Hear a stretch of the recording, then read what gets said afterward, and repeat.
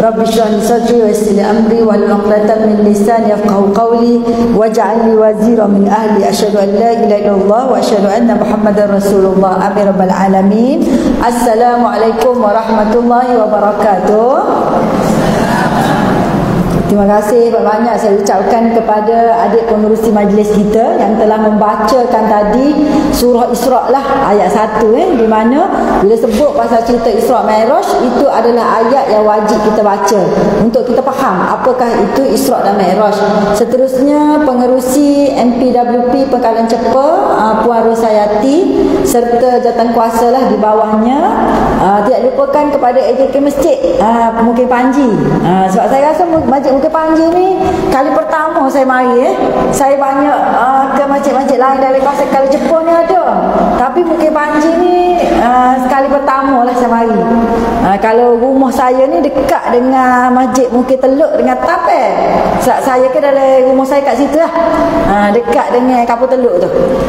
Kalau Masjid Salam tu pun biasa, masjid ke dalam, tapi Masjid Mungkin Panji ni hak paling dekat ni kali pertama. Jadi terima kasihlah sebab sudi jemput saya, yang orang kata tak ada lah hebat mana berbanding dengan asatizah lain lah. Tapi harap-harap semoga perkongsian kita pada hari ini orang kata memberi manfaat lah kepada semua, insyaAllah. Bila kita bercerita tentang Isra' dan Mi'raj, kita tengok kalau tadi adik kita membacakan ayat Quran daripada surah Al-Isra' tu sendiri, menceritakan tentang kalau kita kata keajaiban lah, keajaiban Isra' dan Mi'raj. Pada pandangan manusia ianya ajaib, tapi pada pandangan Allah dan orang yang yakin dengan ilmu Allah SWT, benda tu tak pelik pun. Sebab bagi Allah segalanya mungkin, segalanya orang kata tak mustahil bagi Allah. Lagi ke kita manusia ni buat Allah yang cipta. Lepas tu dalam perut kita ni Allah boleh buat janin. Janin tu daripada sebutir kacang tu boleh besar-besar tiba-tiba boleh jadi baby, lepas tu boleh keluar. Kalau pada fikiran manusia biasa ni ajaib dah tu. Tetapi pada Allah benda tu biasa saja, tak ada apa. Tidak ada kesan sikit apa kepada Allah SWT. Cuma Allah menampakkan kepada kita sikit, iaitu kehebatan ilmu Allah bagi nak tengok siapa yang boleh kekal dalam agama, siapa yang tidak boleh kekal dan tidak boleh terima perkara yang orang kata di luar sikit kemampuan manusia. Tetapi langsung benda tu tidak kata di luar kemampuan Allah Subhanahu wa taala. Kita tengok ayat Quran berkaitan dengan surah Isra' tu. Allah menceritakan bagaimana Rasulullah SAW diperjalankan pada waktu malam dan lailan, dalam tempoh satu malam sahaja, bukan satu hari semalam. Dia kata bukan wa lailan wa nahara, bukan, tetapi lailan. Sebab apa? Dan disebutkan secara nyata, bukan dalam mimpi, bukan diangkat roh. Kalau macam kita ni, roh kita ni berjalan rata-rata, acu tidur malam, mimpi rata-rata pergi, betul tak? Hak tak lipat kain siap, lepas wang tidur siap habis lipat kain, betul tak? Maknanya apa dia? Dalam mimpi tu boleh berlaku. Maknanya roh kita ni berjalan. Wallahu a'lam lah. Waktu dia kena panggil ustaz-ustazah bahagian roh. Dia reti lah nak cerita tu. Tapi nak ceritanya kalau dari segi roh, kita manusia biasa pun mengalaminya. Tapi hak peliknya asrabi. Perkataan tu digunakan asrabi. Maknanya apa? Allah akak naik.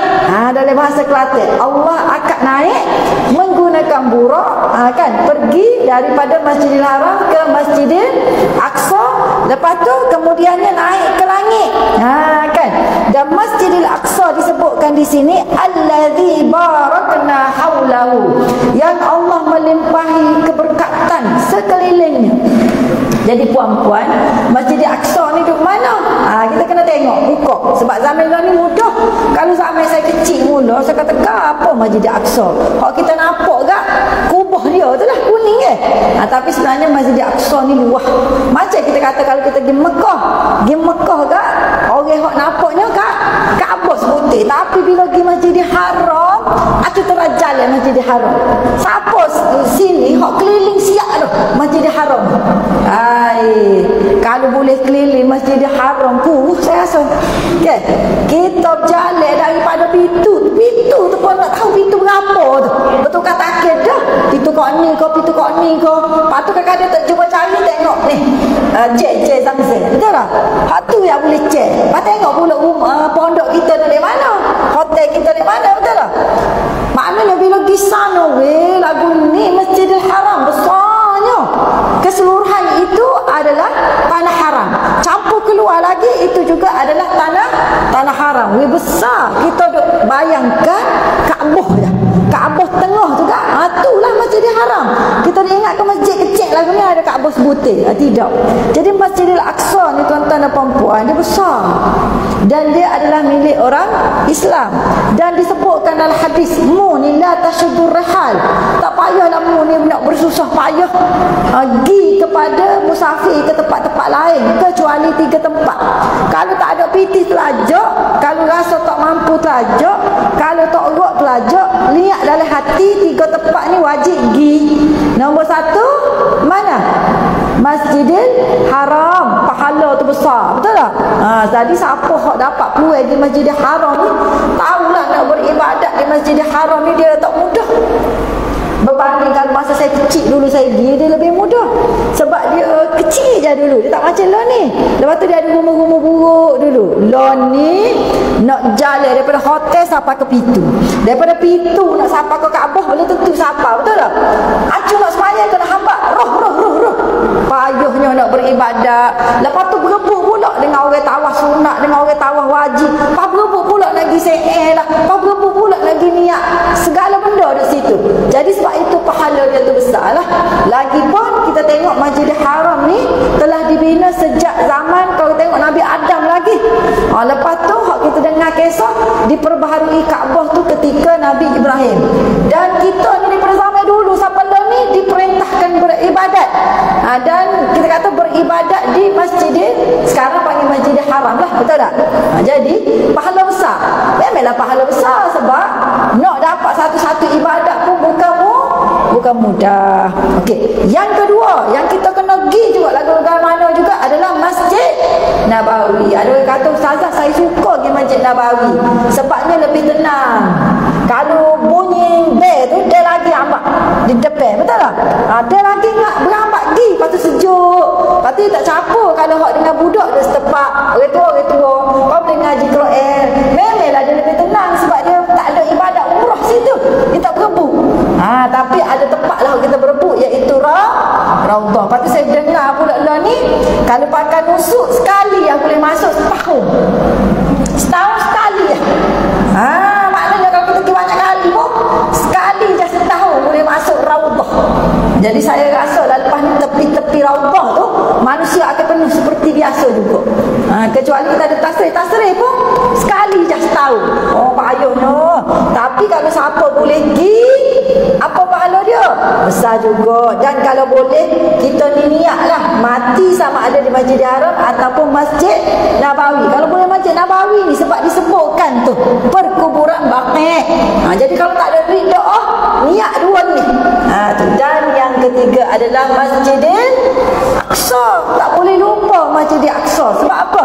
Masjidil Aqsa ni tempat orang kata membangunnya para rasul dalam Islam sendiri. Daripada nabi-nabi terdahulu sampailah kepada Nabi Ibrahim, semuanya membangunkan kawasan Masjidil Aqsa. Dan disebutkan oleh Rasulullah, kalau kita nak bersusah payah pun kita pernah pergi 3 tempat. Tapi hari ni puan-puan, Masjidil Haram kita boleh pergi, Masjidil Nabawi insya-Allah boleh pergi. Kalau kita pergi umrah tu confirm dah boleh pergi. Tapi Masjidil Aqsa ni boleh pergi ke tak boleh pergi lah ni? Hari tu boleh lagi nak jalan lagi, betul tak?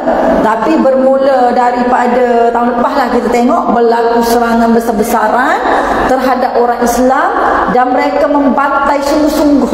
Daripada baby hak tak beranak lagi sampai orang tua, mereka memang semelah hidup-hidup. Kalau puan-puan tengok kan, benda ini bukan baru. Saya ingat saya lahir-lahir tu orang Palestin duduk gitu dah.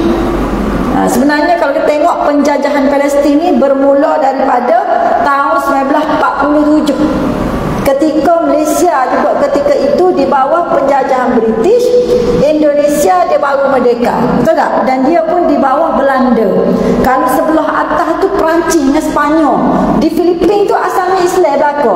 tetapi dimurtadkan, dia dijajah di bawah Spanyol. Lepas tu kalau sebelah campur Vietnam tu, itu dijajah pula oleh Perancis.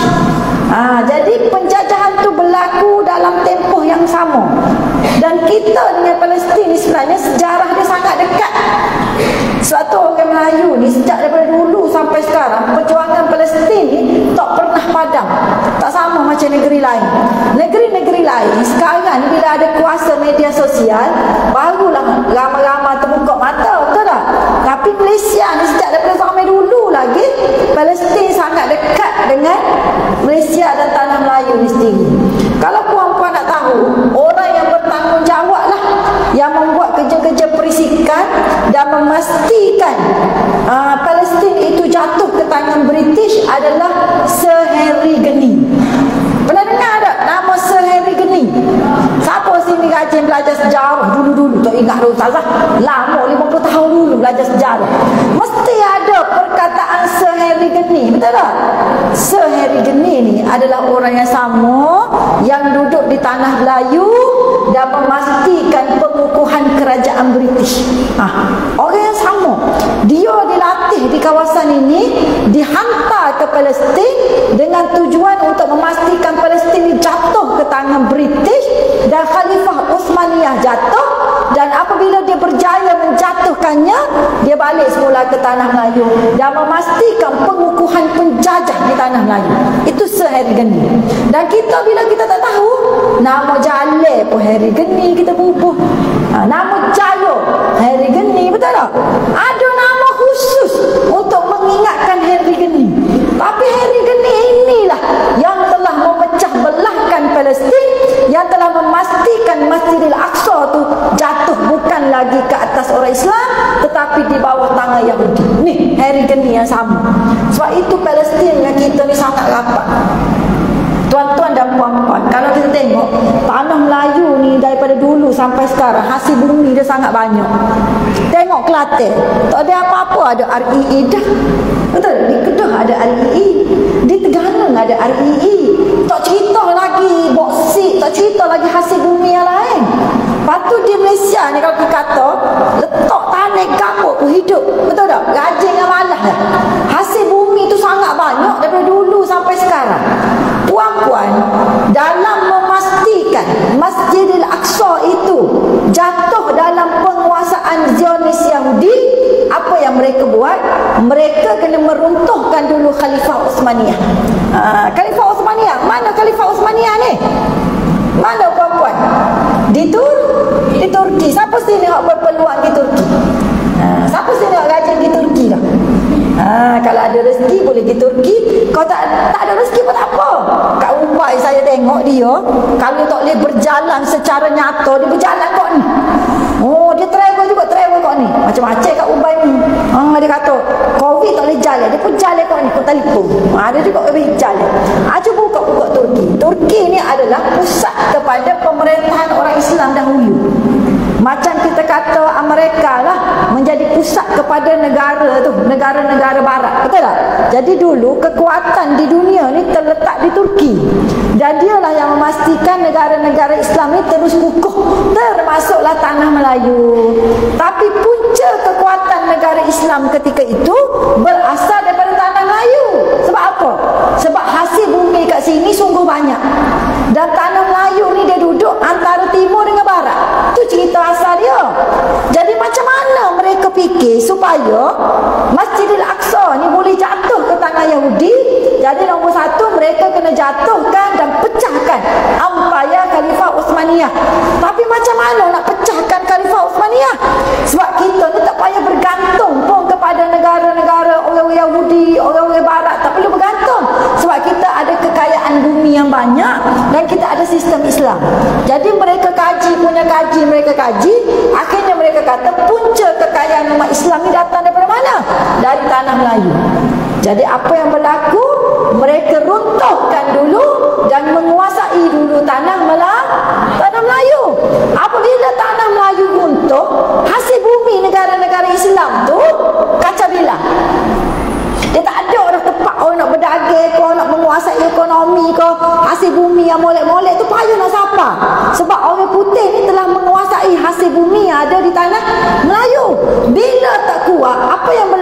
kepada Khalifah Uthmaniyah dan negara Arab.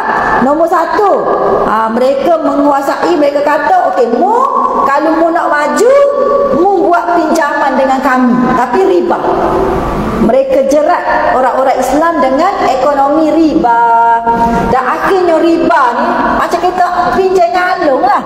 Pinjam ngalung ni, dia nampak pinjam sikit, bayar apa ke cucu cicit, bayar tak habis. Itu yang berlaku kepada negara-negara Islam. Yang kedua, mereka mewujudkan perpecahan di kalangan orang Islam. Apa dia? Asabiyah. Mu Arab, mu Melayu, mu Jawa, mu Kelantan, mu Pahang, mu Sabah, mu Turki, mu Parsi. Supaya apa dia? Supaya apabila mereka menguasai Palestin, tak ada siapa akan peduli kepada negara Palestin. Sebab masing-masing fikir itu bukan hal kami, tapi itu hal orang Palestin sahaja. Kalau nak tengok dulu, Palestin ni kaya. Tetapi bermula tahun 1947, Palestin ini jadi mundur sebab lepas satu-satu tanah mereka dijajah dan mereka diletakkan dalam penjara terbesar di dunia. Dari 47 tu mereka duduk dalam penjara seumur hidup. Walaupun begitu, mereka adalah Hamas ni kan, parti politik Hamas. Dia adalah parti politik yang paling ramai orang ada ijazah PhD. Pertubuhan yang paling ramai ada ijazah PhD adalah Hamas. Walaupun duduk dalam jaga, bijak, sekolah pun terjaga, Islam pun terjaga, akhlak pun terjaga. Sebab apa? Sebab mereka ini duduk di bumi berkah. Tu. Jadi kita tengok akhirnya bila Palestin itu berjaya masuk ke dalam tangan Yahudi. Sebab apa tadi? Orang Melayu dah tak peduli. Nak peduli macam mana? Kita sudah dikuasai oleh British. Betul tak? Tak ada dah kekuatan kita. Sebelah sana pula Belanda dah ambil alih. Sebelah sini mereka kata, bukan hak aku, tu hak orang Palestin. Kami orang Parsi, kami orang Turki, kami orang Eropah, ikut mu lah jadi apa.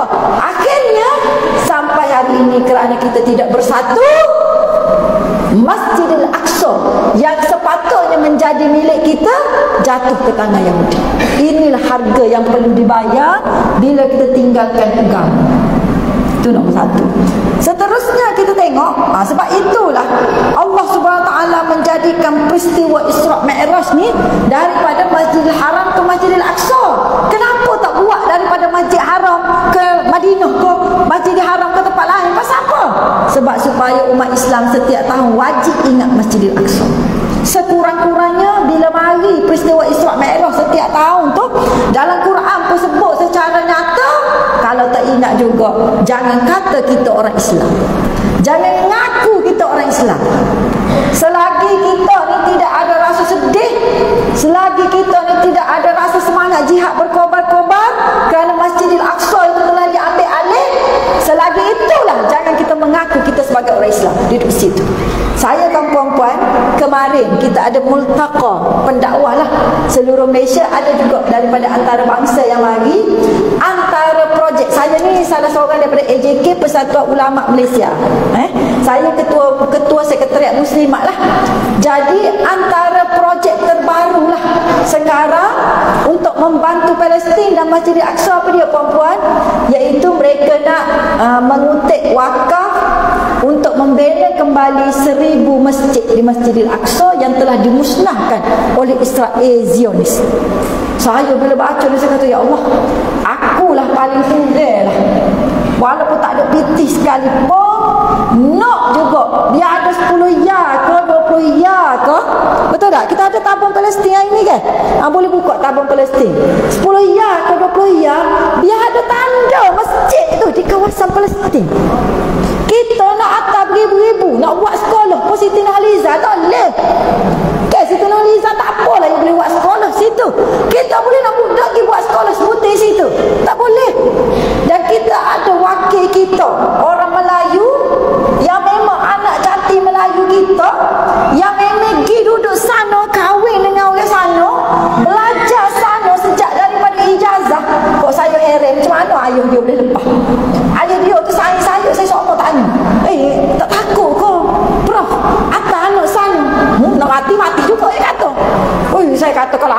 memang mati, tapi biarlah mati dekat kita. Dia akan terus anak dia di Palestin. Menikah pula dengan janda anak 5. Itulah Nadir An-Nuri. Jadi ada tabung boleh tak sebat? Kalau boleh, kita nak bina kembali 1000 masjid yang telah dimusnahkan oleh Israel. Saya bila baca tu derang rasa.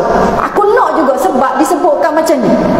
Masjidil Aqsa ni adalah tempat yang berkah. Betul tak? Tempat para Nabi. Kalau kita ni, Nabi kata tak boleh pergi Masjidil Aqsa. Tak siapa kaki nak pijak ke Masjidil Aqsa. Kirim minyak tak apa dah untuk nyala api di Masjidil Aqsa. Suatu kalau ada pitih, ada ke apa, bagilah. Inilah tanda yang kita akan gunakan nanti sebagai apa? Bekalan kita di akhirat. Nombor 1. Yang kedua, ibu-ibu, bekalan untuk anak cucu kita. Buat semangat ke anak cucu. Hadis akhir zaman mengatakan kita ni semakin nyata dengan tanda-tanda akhir zaman. Aku tengok nombor 1 hadis sebut ke apa dia? Akhir zaman halal haram bercampur bau, orang tak peduli dah benda tu halal ke haram. Betul tak? Hari ni kalau puan-puan tengok buat haram tu dipuji orang, nak buat halal tu lagi susah. Nak buat program agama macam ni kena minta izin beradung betul tak? Kalau tak ada tauliah ke apa payah. Acu terah saya pergi nyanyi. Mudah pula. Nak ceritanya zaman lon ni. Lepas tu kita tengok orang bila dia kaya sombong dengan Allah SWT dan dia mewar-warkan pula, bersuhur pula dengan perbuatan maksiat dia. Dia kata apa dia? Engkau sembahyang duha. Tadi kan saya tengok bila kita sapa pakat sembahyang duha, pakat tahiyatul masjid. Betul tak? Yalah kita tu yang nak kerja amalan kalau kita tak kaya mana, betul tak? Jadi dia kata gana, mu duk sembahyang duha tu berapa juta duit engkau ada? Nak kata gana kita. Sebab orang lain ni dia kira hidup dia pakai pitih. Dia tak nilai kedudukan kita ni berdasarkan akhlak ke, berdasarkan wujud ke, tak. Tapi dia tengok mu kaya kamu miskin. Kalau mu kaya, aku akak, aku pujung. Tapi kalau mu miskin, hino-dino lah. Biarlah mu mengaji tinggi sekalipun duduk situ. Jadi dia boleh kata, dan dia kata pula secara terbuka, ada pula orang sokong. Nak jawab kan? Jadi tanda-tanda akhir zaman ni muncul ni. Yang kedua, tanda akhir zaman, wanita berpakaian tapi telanjang. Aku tengok anak cucu kita, tengok kau lain lah. Tengok anak cucu kita. Ada lagi dah orang pakai t-shirt setakat lengan. Dalam rumah tu tak apalah, tak ada mahram. Apa ada mahram? Ada bukan mahram, betul tak? Tapi kalau tu di rumah, ada lagi dah pakai t-shirt lengan sekerak. Saya duduk kalau Jepun, nanti saya pergi tengok nanti. Ada lagi dah pakai seluar ketat. Ada lagi dah pakai tudung cekek tekuk. Pakai tudung 2 meter tapi cekek tak tekuk. Kita ni, saya ni tak sampai 2 meter pun, bidang 55 ni. Kita boleh buat jadi besar lagu ni. Yalah saya tak boleh pakai bidang 60 sebab saya pendek. Kalau pakai bidang 60 kat lutut. Jadi saya ni kena pakai 55. Tapi kalau nak pakai 55 ni saya kena kuruskan badan sikit. Kalau 55 kita besar badan, dia akan nampak gitu, betul tak? Jadi makan pun kena fikir juga nak tutup aurat. Tapi dia boleh beli kain 2 meter, cekek sekat tekuk, belakang panjang, depan sembuh. Minta maaf saya sebut lalu. Ada tak macam tu hari ini? Ada. Tanda-tanda akhir zaman tu. Lepas tu wanita bonggol unta. Sini tak ada lah, kita tengok tak ada deh. Kalau ada bonggol unta tu sebab rambut tebal tak apa. Tapi bukan rambut tebal. Aku tengok cucu kita, dia ambil gapo tu ngikat rambut deh. Lepas tu dia balok dengan kain. Dalam ni nak lebih besar. Kita pun tengok ni makhluk asing ke gapo ni. Jadi kita pun tengok nyata ada hadis Rasulullah sallallahu alaihi wasallam mengenai akhir zaman. Akhir zaman pula hadis dia apa dia? Sambil-sambil tu bolehlah. Hak mana ada sikit bagi sikit, hak mana ada banyak, ada bagi banyak, alhamdulillah, dia ada tanda. Lepas tu hadis akhir zaman mengatakan akhir zaman ini nombor 1 apa yang berlaku? Masa semakin singkat. Yataqarabuz zaman. Apa maksud yataqarabuz zaman? Masa tu menjadi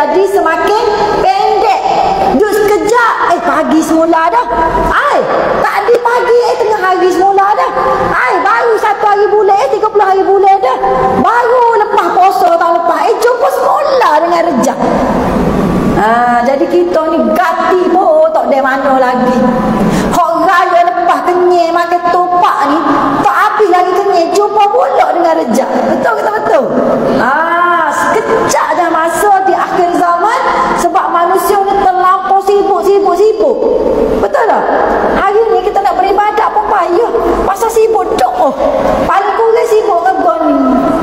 Siapa sini ada TikTok? Acuk akak tanya. Tak sini ngaku belakang. Siapa sini ada TikTok? Acuk akak tanya. Ada. Tak usah nipu lah. Saya pergi pasar, saya tengok mocik 70 main TikTok. Saya tahulah. Saya jaga gun ni, saya main gun. Duk main TikTok ni sibuk weh. Tengok dah sepi dah. Bojen. Buat duk juga. Letih tengok dah sepi. Bawa nak masuk pergi beli luar. Tak larat. Kita 2 orang tu gak. Betul tak? Makan nasi lauk sebukuh kosi. Tengok dah sepi tu bukan main. Bojen. Tak kena gaya. Tengok daripada pukul 10 kita ke. Masuk dalam bilik tu. Pukul 9 lebih tu masuk. Dah. Moga cucu pun. Kata pandai bawa diri dah. Betul tak? Anak cucu. Kita masuk bilik tu main TikTok saja-saja. Main, nak tengok dah sepi. Nak tengok benda-benda kita suka. Jangan rumah bukan tengok benda ngaruh pun. Hai, khabar-khabar pukul 11 malam dah weh. Mana bangun tahajud? Terlajak lah tahajud. Pasal apa? TikTok ni. Naknya sibuknya kita di akhir zaman. Khabar-khabar masa dekat. Tanda tu jelas dah. Nombor 1. Yang kedua, banyak fitnah. Taksurul fitan. Banyak fitnah di akhir zaman. Fitnah budak-budak. Ada fitnah dia. Kalau kita ada anak cucu, galik siapa tak pergi dengar orang mengajar. Galik siapa tak pergi cari ilmu. Betul tak?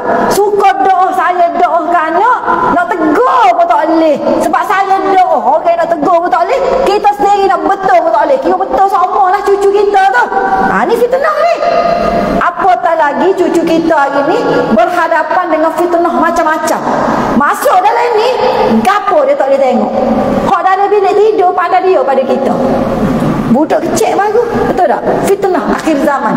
Fitnah wanita pun banyak. Dengan pakaiannya, dengan hubungan lelaki perempuannya.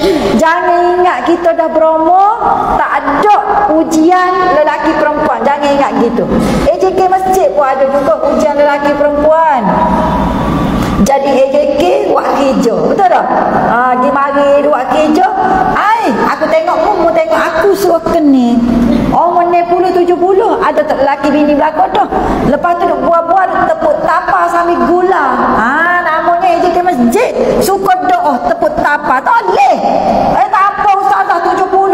Moci tapa gini jam lapik. Moci aju terang gosok 70 dengan 60. Jadi juga weh. Nak kata fitnah orang tua. Dan kita memang ada dah lagi. Tapi bukan di negeri Kelantan. Muncul lah bukan di negeri Kelantan. Yang mana orang tua dibuat tangkapan oleh majlis. Tino umur 60, laki umur 70. Balik daripada ngaji pondok, duduk dalam rumah 2 orang. Kena ikat ke majlis. Nak kata gini kau senat-senat lesia pun tak. Fitnah. Dan hari ni bila cakap pasal zina puan-puan, bukan budak je berzina, siapa tua. Orang panggil skandal lah ni. Betul tak? Siapa kau orang nak berpoligami pun tak boleh. Kau skandal berlaku dia panggil. Hak molek pun skandal, hak jahat pun skandal. Semua jadi skandal. Curang. Betul tak? Penyondol. Ada berlaku lah istilahnya. Kita pun geram. Betul tak? Penyondol. Jadi fitnah tu banyak hari ni. Tak termasuk fitnah agama. Hari ni puan-puan, kalau puan-puan tengok, hak orang berdakwah kepada ajaran sesat pun ramai. Hak berdakwah kepada pemikiran ideologi tak betul ni Islam pun ramai. Sebab tu kalau kita ni tidak berdakwah kepada anak cucu kita, orang lain akan berdakwah kepada anak cucu kita. Jadi tuan-tuan dan puan-puan, banyak lagi lah hadis akhir zaman. Tetapi bila kita tengok saya boleh katalah kita ni menghampiri akhir zaman. Apa maksud menghampiri akhir zaman? Akan munculnya Imam Mahdi, akan berlaku peperangan yang besar namanya Al-Malhamatul Kubra, peperangan paling besar dalam abad. Dan perlawanan akan berlaku antara 2 tentera yang hebat. Iaitu tentera apa dia? Tentera yang dipimpin oleh Al-Mahdi dan juga Isa, lawan dengan siapa dia? Tentera Dajjal. Ciri-ciri tentera Dajjal tu kita nampak dah lah ni. Kekuatan kita pun nak lawan setengah-setengah. Kita tengok Israel tu pun kita fikir ke mana nak lawan dia. Tu payah dah, betul tak? Dengan kekuatan teknologinya, dengan cerdik orangnya. Orang Israel ni cerdik. Sangat cerdik tu buat. Tu cerdik kan? Moga Nabi-Nabi lahir daripada buah dia. Memang cerdik. Dan tuan-tuan dan puan-puan ayatnya di sana dia buat sekolah pondok khusus untuk wanita. Kita ada sekolah pondok, dia ada sekolah pondok juga untuk memastikan ajaran dia tu subur. Sekolah pondok dia khusus untuk wanita. Apa kita kat sekolah mahal lah, tapi dia buat sekolah pondok. Belajar kitab-kitab kuning dia. Dia ada kitab kuning juga. Yalah, muka dia agama lama, betul tak? Dan mereka latih wanita-wanita ini dalam bidang IT. Dan wanita-wanita ini lah yang dihantar ke mana? Dihantar ke syarikat Google, syarikat Microsoft, syarikat IT utama dunia yang menguasai media sosial kita. Mereka dilatih di sekolah pondok di Israel. Anak ceritanya, kita tak siapa lagi ke peringkat tu. Sebab tu kita kadang-kadang mikir, ni kau Dajjal, cerdik pun duduk dia, kuat pun duduk dia, pitih pun duduk dia, teknologi pun duduk dia, segala-gala duduk dia. Lah ni nampak dah. Tetapi pada masa akan datang tuan-tuan dan puan-puan, memang akan berlaku al-mahatul kubra. Dan disebutkan dalam hadis, ketika itu ada 3 golongan orang Islam. Ini saya nak kait dengan yang saya sebut tadi awal tadi. Nombor 1, ada orang Islam bila berdepan dengan peperangan, mereka berundur dan lari. Hak munafik tak usah cerita, hak kafir tak usah cerita. Hak kafir dulu hari lagi tidak akan menyertai orang Islam, betul tak? Mungkin adalah penyokong, tapi nak berdepan betul-betul, mereka tak ada semangat jihad seperti kita. Okay? Lepas itu munafik tak usah cerita lah. Daripada zaman Rasulullah pun dia tinggal boleh peperangan, betul tak? Sekerak jalan lagi. Itu munafik. Ini orang Islam tu sendiri pagi minggu. Nombor 1, apabila berdepan tentera Dajjal ini, dia lari. Islam dah ni, kuat dah ni, bukan munafik dah ni. Lari sebab apa? Kerana terlalu gerun dengan kehebatan dan banyaknya tentera Dajjal ketika itu. Lari. Itu golongan pertama. Golongan kedua, mereka berlawan sampai mati syahid. Ni golongan yang kedua. Golongan yang ketiga, mereka inilah yang berlawan sampai ketitisan darah terakhir sehingga membawa kemenangan tentera Islam mengatasi tentera Dajjal. Sekarang saya nak tanya tuan-tuan dan puan-puan. Saya kata tadi, bila bagi derma, bila bagi wakaf, bila bagi sedekah kepada Masjidil Aqsa, nombor 1 bekal kita di akhirat, betul tak? Yang kedua, buat semangat ke anak cucu. Cuba cek anak cucu kita sekarang. Kalaulah memang cucu kita akan berdepan dengan situasi tersebut, agak-agaklah cucu-cucu tuan-tuan dan puan-puan sekarang, dia akan duduk dalam kategori tentera yang mana? Cuba tanya. Kalau kategori kafir, na'udzubillah min zalik. Mustahil tak anak cucu kita akan jadi kafir suatu hari nanti?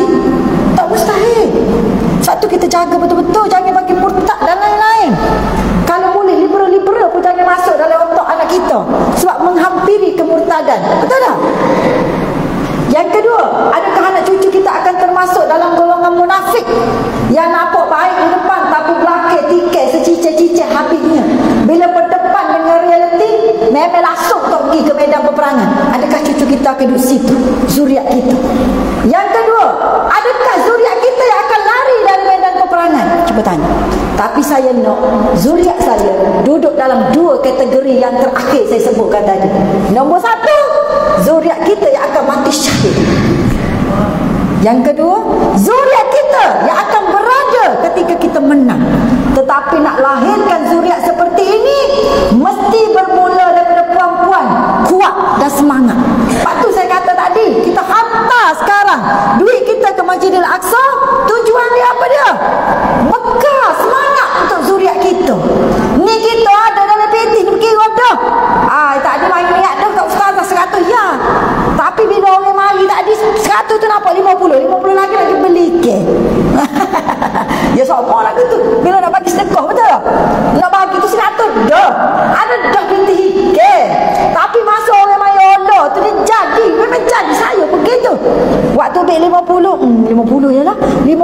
nak pergi beli ikan lah pula. Rasa nak makan ikan.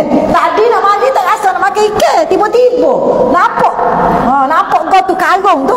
Tengok nampak ikan lalu. Nyakit. Puan lawan puan. Kalau rasa penat lagu mana pun, pergi dengar orang mengajar. Sakit lutut lagu mana pun, duduk dalam majlis ilmu. Sebab 700,000 ni malaikat bersama dengan kita. Semangat puan-puan ni kita tak nampak, tapi dapat dirasa.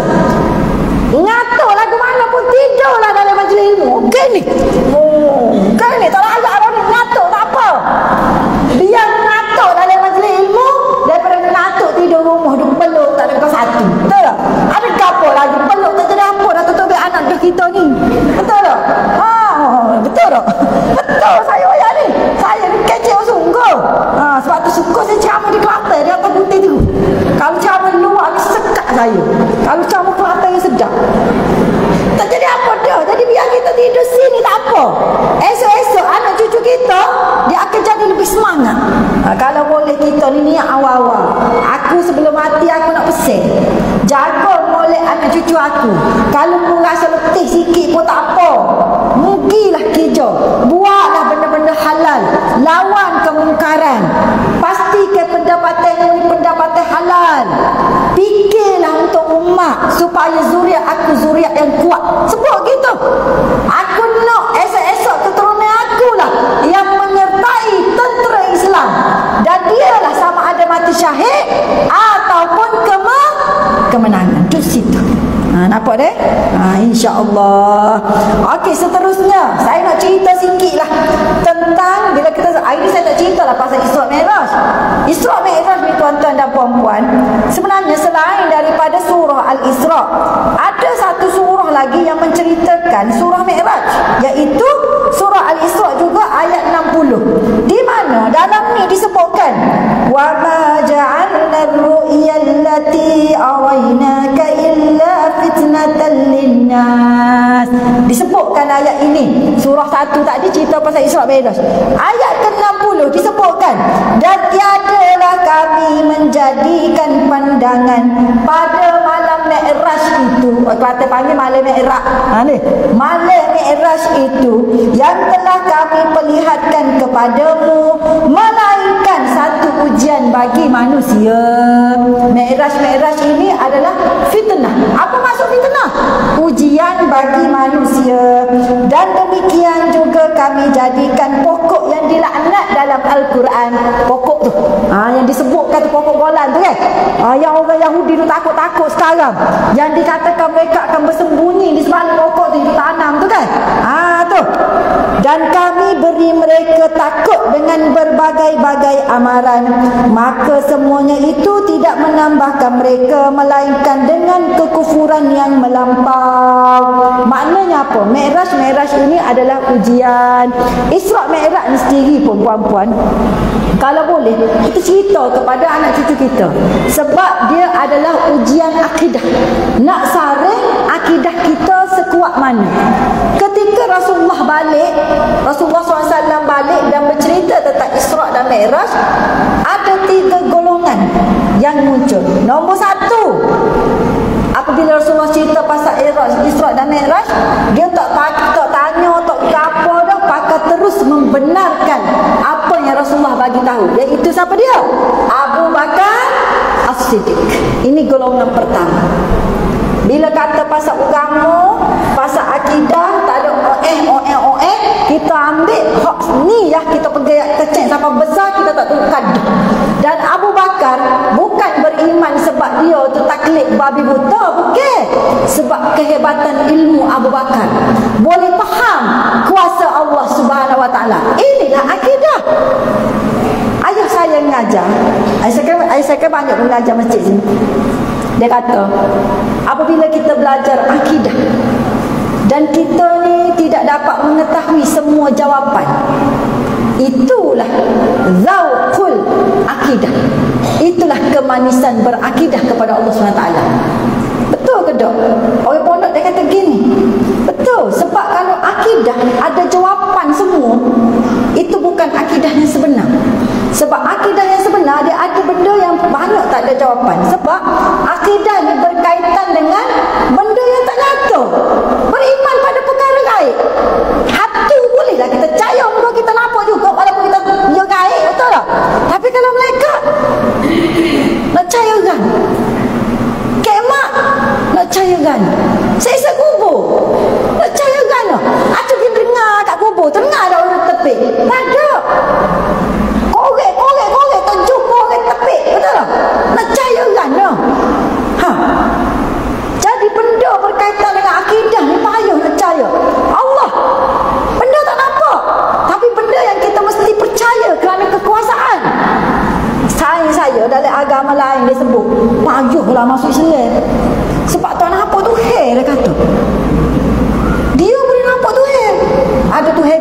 Tuhan gini. Kita ni payah Islam. Tak apa Tuhan. Macam mana saya nak percaya? Tu kita kena main dengan otak tu. Mun apa dah angin? Tak apa. Mun apa dah sakit? Tak apa. Mun apa dah panas? Tak apa. Tapi boleh rasa tak panas? Boleh. Dia kata macam mana saya rasa Allah? Lahirnya mu, lahirnya anak, ada takdir baik, takdir jahat. Itulah kita rasa kewujudan Allah. Ketika kita susah, kita rasa susah habis gaya dah kita. Tapi sesusah-susah kita tak mati sampai hari ni, hidup. Betul tak? Susahnya cari makan. Tuhan ni belum pekat aku ke apa ni? Siapa susah kita mau ni? Nak cari makan bagi ke anak apa payah weh. Dulu-dulu betul tak? Tapi hidup juga siapa umur lah ni. Siapa sini umur 60 ke atas kat tangan? Tak ngaku lagi. Tak boleh ngaku kalau Jepun ni. Tak boleh ngaku belakang. Ada 60 ke atas. Orang umur 30 belakang sini. Saya ni nak masuk 50 dah.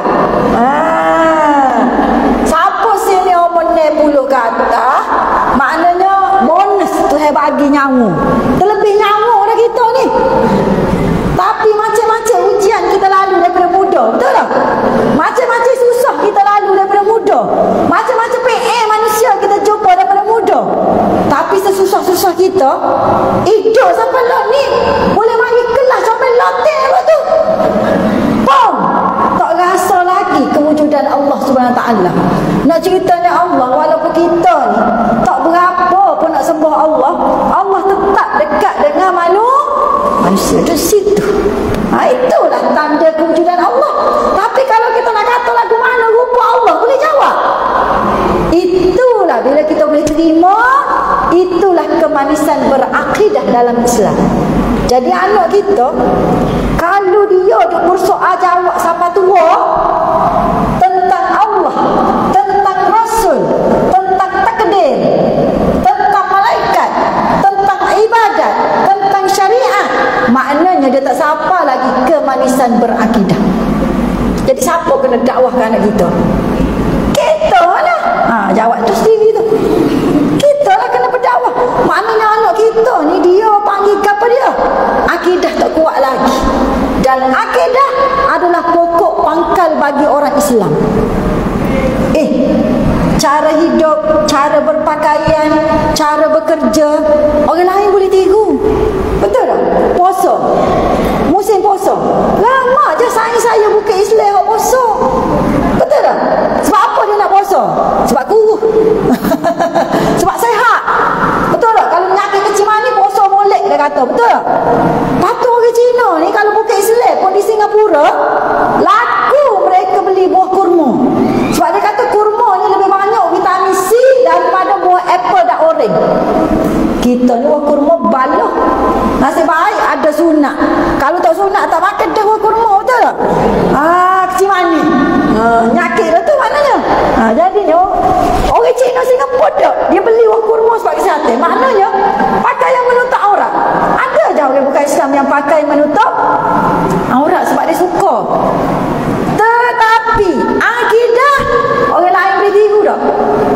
Sebab itu puan-puan, benda pertama yang kita kena perhati kepada anak cucu kita, keluarga kita, suami kita adalah akidah. Kalau duk berkeluh kesah, kalau duk ngukit, kalau duk bakit dengan rezeki Allah, tak puas hati dengan hidup, maknanya apa dia? Anak kita ni ada masalah dengan akidah. Hari ni puan-puan, viral lah dekat dunia media sosial. Ada seorang budak ni dia kata, saya nak anak 13. Lepas tu ramai orang muda kecam dia. Kecam bahasa lah ni. Kata ke dia, anak 13 kerja beranak je.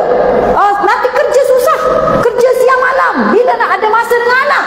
Dalam otak orang loni ni, anak ramai maknanya apa dia? Piti sikit.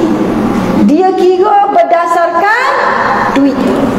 Dan dia tak ada langsung perasaan yakin pada rezeki Allah. Kalau tak ada yakin tu tak ada. Dia kira kalau anak ramai, maka piti pun banyak juga habis, maka kita jadi susah, kita jadi miskin. Jadi tak boleh anak ramai, kalau boleh 1 hingga 3 orang sahaja. Lepas tu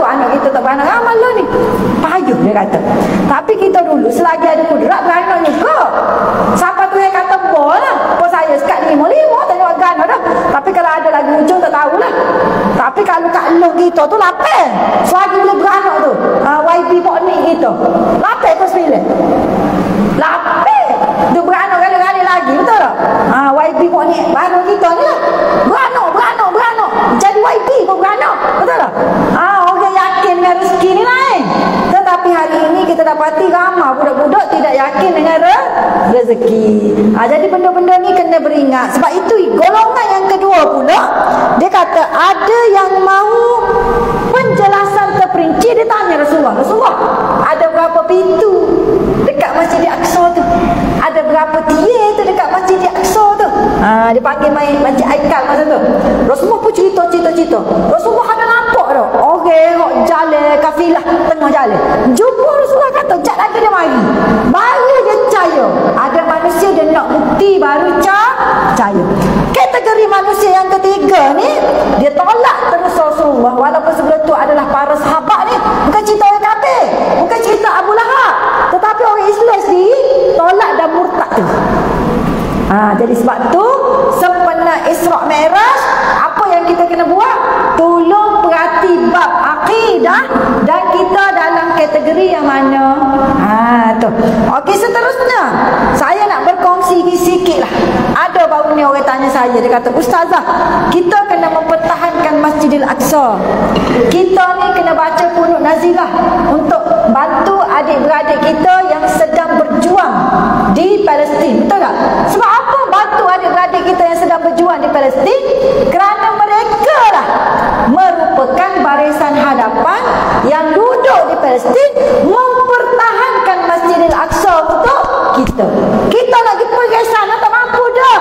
Itu ya kita duk kirim minyak, kirim beras, kirim baju supaya mereka boleh bertahan. Kenapa mereka tak keluar daripada bumi Palestin? Rancangan Israel adalah bila dia lenyek orang Palestin, tujuan dia nak halau orang Palestin ni keluar pergi ke mana? Pergi ke Sinai ni sebelah Mesir.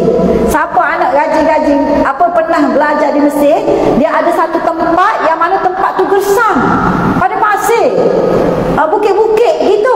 Orang pergi naik bukit, nama bukit di Sinai, tinggi. Saya pernah naik daripada pagi, daripada pukul 12 malam subuh baru sampai pucuk. Dia tinggi. Kalau tak larat naik dengan motor, tapi tetap juga kena naik juga last kali 700 anak tanggul. Itu Sinai. Dan Sinai ni pernah dirampas oleh tentera Islam iaitu Mesir daripada Israel. Jadi dia adalah halau orang-orang Palestin ni pergi sini dengan tak ada hasil buminya, dengan tak ada kehidupan di sudut situ. Jadi Palestin ni nak buat apa? Dia ada perancangan siap. Sebab itu mereka ni walaupun dilenyek macam mana pun dibunuh. Ada seorang budak ni saya tak sampai hati baca. Budak umur 13 tahun ditangkap oleh tentera Palestin. Lepas tu dirokok, diliwat beramai-ramai. Lepas tu dia pun lepas rokok lewat ramai-ramai tu, dia tohok tepi galih. Dan dia kata, kalau mung tak berubah, mung tak melawai lagi kami akan tangkap pula kakakmu dan adikmu, disebut. Dan budak tu siapa usuh terburah pergi dekat hospital Gaza. Pasal saya kata siapa hati tengok dia begini. Kita Allah tak bagi peluang untuk rasa benda gini. Dia ni duduk depan mata tengok benda gini. Kalau kita duduk tengok dalam video ni tak serupa dengan duduk depan. Tak ceritanya dia. Jadi usus terburah. Hidup. Kita hidup. Jadi doktor ambil jahit semula. Ini kekejaman yang nyata. Dan kita tanya pasal apa buat gini ke budak. Dia secara terbuka bagi tahu, kami buat gini ke budak sebab lo ni tak apalah nampak budak baik. Tapi bila dia besar, dia akan jadi orang jahat, dia kata. Itu dalam otak dia dimasukkan. Sebab tu kita kena belajar siapakah mereka ini. Yahudi ni dia ada satu gerakan namanya Zionisme. Ada seorang yang bertanya kepada saya, Ustazah Amni ada ke sini? Ustazah Amni ada? Tak ada. Ada? Tak ada. Ustazah Amni ada buat buku Taufan Aqsa. Lepas ni kalau ada rezeki boleh panggil Ustazah Amni ngajar. Dia ada apa, sekolah Ahmadi situ kan? Ustazah Amni dia ada buat satu kitab namanya Taufan Aqsa. dalam bahasa Melayu supaya kita baca tentang sejarah Palestin ni betul-betul. Ada orang tanya saya, ketika kita duk baca kunut-kunut nazilah lagi tu kau geger tak boleh baca kunut nazilah di sekolah. Kita pun pening nak doa pun tak boleh juga, ke mana? Lepas tu doa pula untuk orang Islam, bukan suruh orang bukan Islam doa pun, tapi tak dibenarkan. Adalah sekolah-sekolah tak benar, betul tak? Jadinya ketika itu ada seorang mesej saya, ustazah, dia kata gini, boleh tak kita nak berdoa supaya Zionis ini dimasukkan hidayah? Tak payahlah doa kunut nazilah, sebab doa kunut nazilah ni nampak kejam. Jadi kita nak doa supaya Zionis ni masuk Islam. Saya kata Zionis dengan Yahudi ni berbeza, tetapi saling berkaitan. Orang kita ni tak faham lagi benda gini. Dia hidup ni di alam tidak nyata. Dia rasa hidup kita ni comel belaka. Dia di luar yang sebenar. Saya kata gini, kunut nazilah ni Rasulullah suruh apabila orang Islam dizalimi, orang Islam menghadapi bencana yang besar, macam kita banjir, kau gapo, kita baca kunut nazilah. Apabila orang Islam menghadapi macam-macam, kita akan baca kunut nazilah beramai-ramai, betul tak? Supaya doa kita diangkat kepada Allah SWT. Allah bantu kita. Sebab memang tak boleh lah, kita kena minta bantuan Allah SWT. Itu kunut nazilah. Jadi kalau baca kunut nazilah tak ada apa-apa pun dapat pahala dah. Sebab Rasulullah suruh buat. Jadi dia rasa kunut nazilah itu kejam. Saya kata bukan begitu. Saya kata Yahudi ni adalah bangsa Yahudi, yang mana sebuah bangsa yang dalamnya pun ada para nabi. Tapi Zionis ni dia adalah gerakan untuk mengembalikan kehebatan dan penguasaan Saudi. Dia ni adalah sebuah, kalau kita kata tak, pertubuhan politik dengan cerita macam tu. Jadi nak dakwah macam mana ke Zionis? No. Dia kata ustaz, tak ada ke Yahudi masuk Islam? Ada. Ketika Yahudi ni dihalau daripada tanah Palestin dulu, ada Yahudi yang berlari ke Madinah. Ada hok gangster-gangster, hok gedebel-gedebel, dia lari ke negara Eropah. Hok lari ke negara Eropah inilah yang berlawan dengan askar Nazi tu. Kan di Jerman, baca sejarah tu tadi. Yalah, panggil bab sejarah, cerita sejarah lah. Jadi mereka inilah yang mengasaskan gerakan Zionis. Ada pun Yahudi ketika itu yang dihalau sebab dia banyak sangat buat benda-benda tak boleh lah. Lawan Nabi, bunuh Nabi, macam-macam kau Yahudi ni cerita dia ni kan. Nabi pun dia bunuh. Bukan setakat lawan Nabi. Nabi cerita lembu, dia nak lagi lembu diti. Betul tak? Lepas tu dia tukar pula ajaran Nabi pun ada. Dia mengaku Nabi pun ada. Tu Yahudi ni. Jadi dia dihalau daripada tanah Palestin. Jadi ada orang pergi Madinah. Kenapa pergi ke Madinah? Ni orang warak sikit. Yang mana dia mencari mana Rasul terakhir Rasulullah SAW sebagaimana disebutkan dalam kitab. Tapi hok pergi ke Eropah ni hok set-set bebek. Dan sekarang dia kata kami kena balik kepada Palestin sebab ini tanah kami. Kita pun sial lah. Sial dia ustazah. Sebab dia kena balik ke tanah air dia. Kat orang Palestin tu bukan tanah air dia ke? Mau lupa ke? Dia anak Yaakob ni kan ada 12. Ada 12 bani. Jadi Palestin pun salah satu daripada bani itu juga. Pasal apa nak masuk orang ni dihalau, dibunuh, macam-macam diseksa orang ni pasal apa? Mana kemanusiaan yang tak sekecil bau agama? Kenapa mereka jadi begitu kejam? Kita kena belajar tentang Zionis. Jadi saya kata gini, kalau kata nak berdoa, berdoalah supaya manusia-manusia ni dimasukkan hidayah, tidak terlalu kejam kepada orang Islam. Boleh. Tapi kalau nak dakwah pada Zionis, nak dakwah kerana itu gerakan. Okey. Siapakah pengasas Zionis? Nama dia Theodor Herzl. Theodor Herzl ni adalah satu makhluk yang sangat bijak. Dia buat buku nak mengembalikan kekuatan orang Yahudi. Tapi nak ceritanya Theodor ni hidup tak lama, tuan-tuan dan perempuan, lebih kurang 40 tahun ya umur dia. Dan dia mati. Walaupun dia hidup 40 tahun, gerakan dia hidup sampai hari ini. Yang kita untuk berlawan-lawan tu dengan gerakan dia lah. Sebab tu Theodor ni dia dianggap sebagai mujaddid lah bagi agama dia. Macam kita kat, kalau Kelantan kat Tunggu ni Aziz lah. Ibarat kata gitu. Kalau Tino kat Cik Siti Wang Kembang lah. Gitu. Sebab Cik Siti Wang Kembang pun dia berjuang atas nama jihad Islam juga. Kan? Dan dia melawan, membunuh Raja Ayodhya. Banyak sejarah cerita ni, pening pula kan. Pasal saya suka sejarah saya bercerita tu. Jadinya Theodore ni dia nak memastikan kekuasaan Yahudi nak rampas kembali Masjid Al-Aqsa. Dia buat apa dia? Dia telah mengumpulkan 3 golongan puan-puan. Nombor 1, dia kumpulkan para peniaga yang hebat-hebat. Kalau Yahudi ke dia meniaga, Yahudi jadi keturunan Nabi, memang meniaga hebat besar-besar. Dia kumpulkan nombor 1. Dia berdakwah kepada peniaga di kalangan Yahudi. Terpanggil gitulah. Yang kedua, mereka kumpulkan ilmuwan dan ahli akademik. Mana orang cerdik-cerdik, orang rajin mengaji, orang jadi pensyarah, jadi cikgu-cikgu hebat, muallim-muallim, dia kumpulkan. Satu lagi, dia kumpulkan siapa dia? Pemimpin politik. 3 golongan ini Theodore kumpulkan dan mereka tamrin lah macam tu, tarbiyah, dan akhirnya keluarnya protokol Yahudi. Kenapa dia tak ambil golongan agamawan daripada Yahudi? Sebab apa? Sebab apa tak ambil agamawan? Mereka pun ada agamawan, tapi pasal apa dia tak ambil agamawan? Sebab agamawan ni kadang-kadang nombor 1. Nombor 1, agamawan ni kadang-kadang dia terlalu fokus kepada ilmu ibadat dia tu sampai lupakan kat luar. Ada je kita lah ni berzikir langit nak tu ikut mung lah. Hak penting berzikir. Rasa-rasa berat tak pahala lagu ni. Gini lah sebab dia hanya untuk diri dia. Dia tak ada fikir ni orang sekeliling. Ikut mung nak jadi gapo dengan masyarakat, jadi gapo dengan negara. Ikut mung lah nak runtuh Palestin atau secara. Hak penting aku tahajud zikir. Dia ada golongan lagu ni. Lebih kepada abid lah.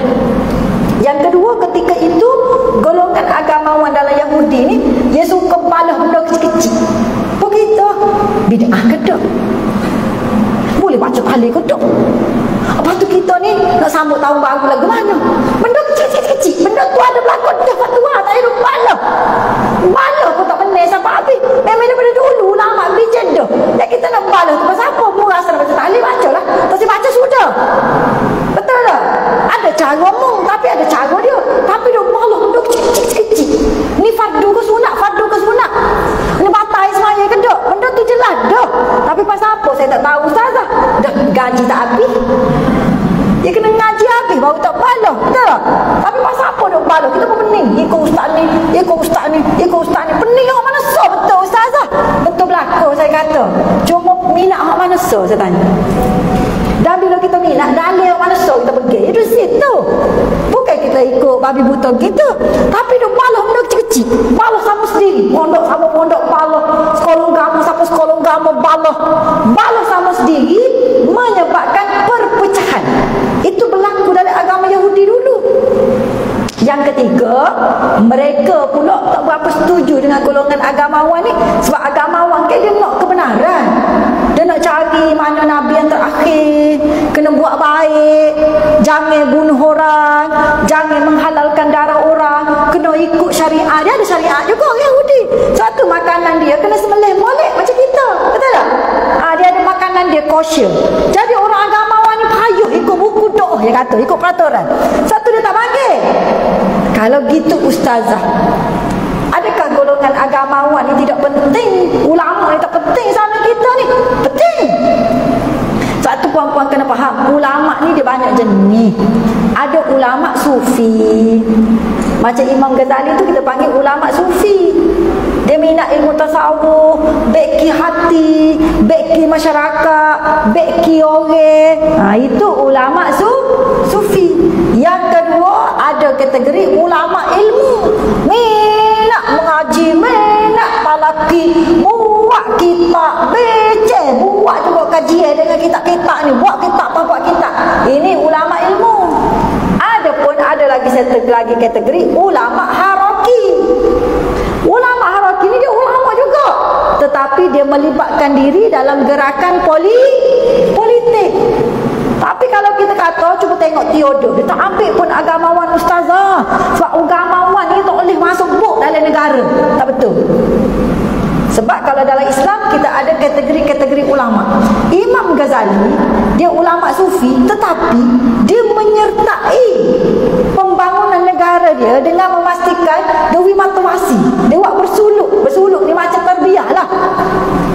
informasi ke rakyat supaya jadi molek, dan rakyat-rakyat ni akan memastikan negara tu, masa tu kan zaman berlawan dengan musuh, mereka ni boleh kuat dan berjihad melawan musuh dan menyertai gerakan politik ketika itu. Ni ulama sufi.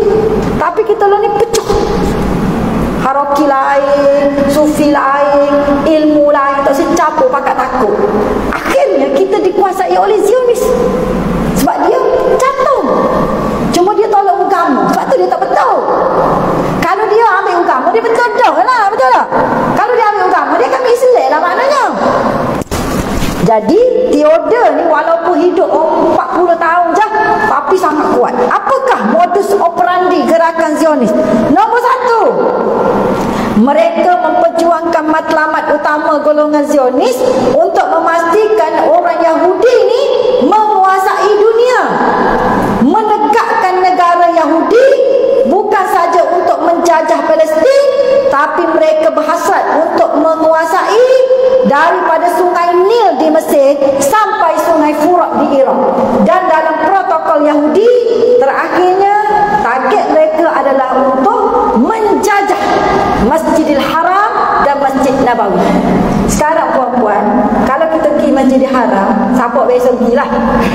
Dulu nak jumpa orang buka tudung ni payah. Betul tak? Hari ni puan-puan tengok dekat tower tu, orang tina dia jual, nampak dah tudung depan, nampak rambut dah depan. Dulu tak pernah ada, tak pernah berlaku depan Masjidil Haram. Sekarang kita tengok orang jual, dia pakai tudung tu begini ya. Pakai tudung tu orang Arab boleh ustazah. Enggak orang Arab, semua pandai Islam, betul tak? Dia telah masuk sejak tahun, sebenarnya Saudi ni sebelum tahun 60 tu molek. Lepas diwujudkan kerajaan Saud yang baru tahun 60 tu, barulah orang putih masuk kontrol minyak dan sebagainya. Dan setelah daripada tahun 60-an, ni tahun berapa dah ni? 2024. Berapa tahun dah? Acuki 40 campur 24, 64 tahun. Tak siapa lagi 100 tahun nampak dah hasil dia. Sekarang orang berani dah buka rambut depan Masjidil Haram. Lepas tu kafe dia buka banyak Mekah. Kafe dekat apa kafe macam kita ni lah. Anak-anak muda akan duduk isap rokok, minum shisha, pakai seluar pendek. Pokok dia tak apa nampak pohon sebab dia mazhab Malik. Tapi kalau nampak pohon depan masjid tu berat. Duduk minum isap rokok, kecek tak tahu apa. Lepas tu lo ni Saudi dia nampak dah lah. Yang terbaru nak jual arak kepada ekspatriat di Saudi. Lepas tu konsert tak usah cerita lah di Saudi. Konsert dia lagi teruk daripada konsert tempat kita, betul tak? Pakai jubah, pakai ni, duduk gini. Mari artis-artis so hebat. Betul lah perancangan Yahudi.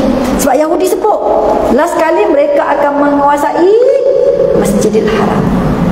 Ni target dia. Dalam dia punya resolusi pertemuan tu dia tulis gitu. Nombor 2, mewar-warkan kebebasan dalam politik dengan matlamat menguasai majoriti. Maksudnya politik kotor pun tak ada masalah, politik rasuah pun tak ada masalah, lobby cara jahat pun boleh. Kalau tak capai matlamat kita, kita bunuh ahli politik pun boleh. Yang penting kita boleh menguasai majoriti politik. Sebab tu di Amerika sekarang nak naik, memang kena sokong Yahudi. Tidak boleh naik jadi presiden. Rakyat dia pun demonstrasi marah. Pasal apa kita kena hantar banyak harta ke Israel? Alah memang atas tu. Dia Kementerian Pertahanan, beberapa kementerian tu mesti dipegang oleh orang yang dipegang oleh Yahudi. Sebab bagi dia, buatlah apa cara sekalipun, walaupun politik kotor, buatlah. Yang penting kita boleh menguasai. Jadi kalau hari ini orang menggunakan kaedah politik kotor, sebenarnya dia sedang ikut kaedah Zionis. Payuh tahu nak pertahankan politik tak kotor ni. Payuh. Itu jadi sebuah Kelantan tak lelih minyak tu jauh ledah tu. Pasal politik baik duk. Betul tak? Pernah tapi tak apa. Kita bertahan juga. Sebab kita politik juga, tetapi politik berdasarkan Islam. Tak apa. Nampak miskin, rakyat berkat. Cukuplah. Demo tak saya bagi, demo tanggunglah dekat akhirat. Gitu je. Tapi rupanya dia, sebab apa dia kena buat gini? Sebab orang agamawan Yahudi tu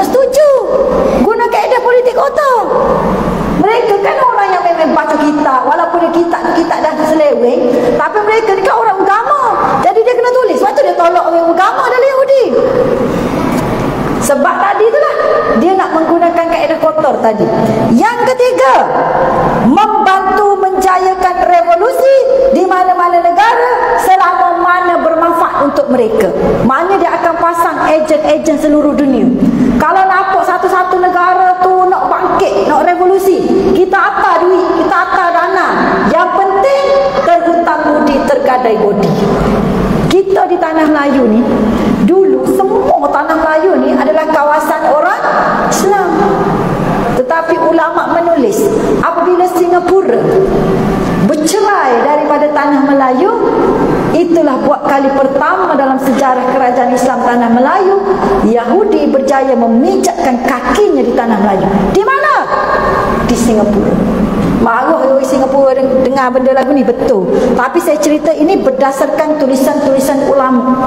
Buat pertama kali ulama Melayu bersedih sebab dipertahankan selama mana kawasan tanah Melayu ni jangan dimasuki oleh Yahudi. Sebab peperangan kita dengan Yahudi lama dah. Tetapi akhirnya dia kata berjaya pijak kaki di hujung tanah Melayu, iaitu di mana? Di Singapura. Maknanya kita ni rapat ke nyawa dah kita ni. Kalau tak khabar lagi tak tahulah. Yang keempat, menanamkan bibit perpecahan dalam keluarga dengan menggalakkan sikap mementingkan diri sendiri. Apa dah? Dia punya modus operandi yang keempat adalah pecah belahkan keluarga. Sebab tu hari ni puan-puan, orang tak sini nikah ramai. Sebab nak nikah apa? Perkahwinan ni membebankan, perkahwinan ni menyusahkan, perkahwinan ni jahat. Cuba tanya anak muda, ramai tak si kahwin yang ini? Tapi berzina nak pula. Berkahwin tak si. Anak zina bertambah. Maksudnya apa?